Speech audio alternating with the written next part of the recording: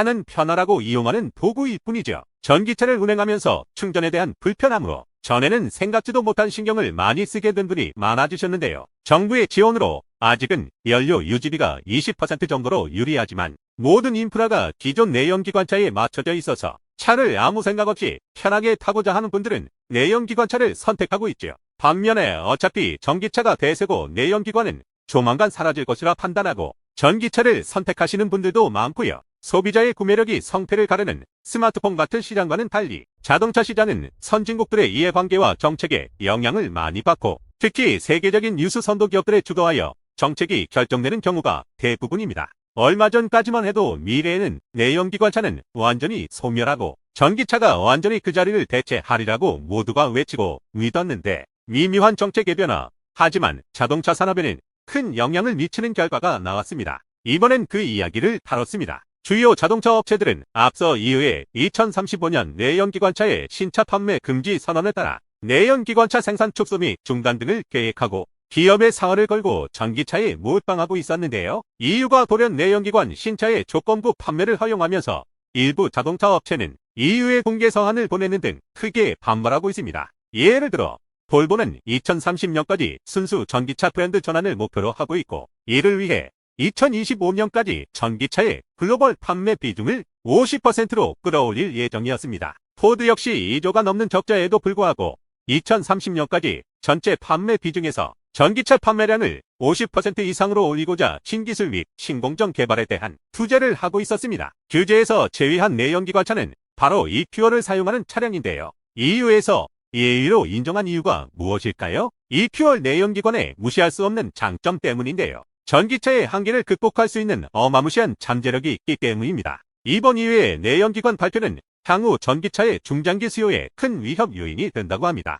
이 퓨엘이란 물을 전기분해하여 생산한 그린 수소와 공기 중에 이산화탄소를 결합 가공해 만듭니다. 연소 과정에서 탄소가 배출되기는 하지만 공기 중에 있는 이산화탄소를 포집하기 때문에 사실상 탄소 순배출이 0인 탄소 중립 연료가 되는 것입니다. 현재 지구상에는 약 15억 대의 자동차가 있는데요. 국제에너지기구의 탄소 중립 시나리오에 따르면 현재 추세로라면 2050년에도 내연기관 차량의 비율은 전체 60%를 차지할 것으로 예측하고 있습니다. 전혀 예상 밖이지요. 아마도 우리 생애 중에는 전기차와 내연기관차가 공존할 수밖에 없다는 뜻인데 여기에 이 퓨엘의 등장은 전기차에 상당한 영향을 미칠 것 같습니다. 대부분의 사람들은 금방이라도 전기차의 세상이 될 것처럼 몰빵해서 주식 투자도 하는데 변수가 발생했으니 이제는 조심할 때라고 보여집니다. 지금은 친환경이라는 이유로 각종 세금과 보조금 영향으로 가파른 상승세이지만 대중화로 인해 기존 내연기관차와 같이 조만간 정상화될 조짐이 있습니다. 충전비도 무한정 싸게 공급할 수도 없는 상황입니다. 한국전력의 업체로부터 사오는 전기의 도매 가격보다 저렴하게 전기차 충전용으로 공급하고 있는 실정이라 하네요. 전기차가 한 달에 2000km 주행 시 사용하는 전력량이 쌓인 가정에서 사용하는 전력량과 비슷하다 합니다. 자세한 것은 이전 영상에서 자세히 설명드렸으니 참조 바랍니다. 그리고 사실 전기차가 친환경이라 하지만 ACA로 따져보면 위와 같이 내연기관차와 아주 큰 의미는 없습니다. 그래서 이 퓨엘을 주시해야 한다는 것입니다. 이 퓨엘의 매력을 보여드리면 다음과 같습니다. 최근 삼성에서 배포한 자료에 따르면 현재 한참 문제가 되고 있는 전기차의 인프라 문제를 해결하기 위해서는 약 6조 달러가 든다 합니다. 반면에 이 퓨엘은 기존 주요 시설 및 운송시설을 이용하기 때문에 별다른 비용이 발생하지 않습니다. 전기 배터리로는 구동이 불가능한 선박이나 항공기 등에도 걱정 없이 사용 가능하고요. 이 퓨엘은 기존 이발유와 성질이 같기 때문에 보이지 않는 전기와는 달리 장소를 불문하고 통에 담아 저장이 가능하기 때문에 예를 들어 사막지대 같은 곳에서 태양열을 이용해 저렴하게 생산, 공급도 가능합니다. 불공평하게도 배터리 소재가 되는 광물 자원은 일부 특정 국가에만 매장량이 집중되어 있어 국제 정세 변화에 따라 에너지 수급에 혼란이 올 수도 있습니다. 또 하나 전기차 특성의 한계로 특수 차량은 모든 환경 제약에서 제외하고 있습니다. 국가 안보 차원에서 특수 차량들은 필히 내연기관으로 존재해야만 하는데 이 퓨엘은 아주 좋은 대안이 되는 거지요. 그리고 간과해서는 안 될 또 하나의 사항이 있는데 지구상의 많은 후진국에서는 전기 인프라가 열악해서 전기차를 원활히 운행할 수 없다는 사실입니다. 하지만 이 퓨엘이 그동안 상용화되지 못한 아주 치명적인 이유가 있는데요. 휘발유의 3에서 4배.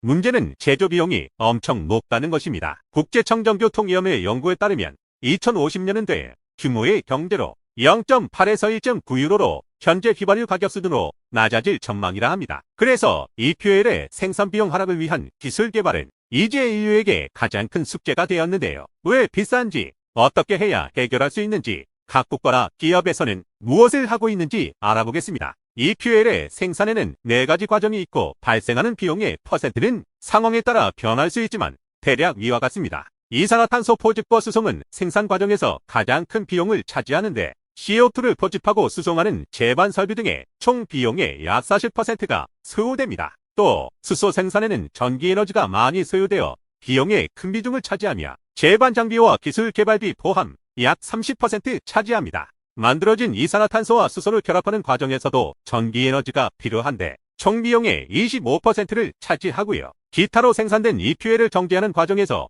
5%의 비용이 발생합니다. EQL 생산 비용의 비중이 큰 CO2 포집에 대해서 간단히 설명드린다면 공기 중에서 직접 추출하는 방법과 유기체에서 또는 주행 중 배출되는 이산화탄소를 자동차에서 직접 포집하는 3가지 방법이 있습니다. 빌 게이츠는 이미 대기 중 CO2 포집 기술에 10억 불을 투자 중이고 한국 정부도 기술 개발 진행 중에 있습니다. 현재는 걸음마 단계지만 2050년까지는 EQL 생산 비용을 리터당 약 0.94달러까지 예상하고 있습니다. 유기체나 폐기물에서도 포집 가능한데 국내에서는 이미 상당량의 바이오가스 생산 잠재력을 지니고 있습니다. 차량 운행 중에 발생하는 배출가스의 CO2 40% 정도를 다시 회수하여 사용하는 방법입니다. 자체 엔진의 폐열을 활용함으로 보다 적은 에너지로 CO2 포집 시스템을 구동할 수 있습니다. 대형 버스가 서울, 부산 왕복 시 약 45달러어치의 CO2를 포집한다 합니다. EQL 개발은 현재 유럽 특히 독일과 이탈리아 및 일본이 필두로 적극 나서고 있는데 이들 나라는 우연히도 이미 세계 1차, 2차 대전 시 원유 공급이 중단된 상태에서 전쟁을 치르기 위해 석탄에서 EQL을 추출해 사용한 경험과 노하우가 있는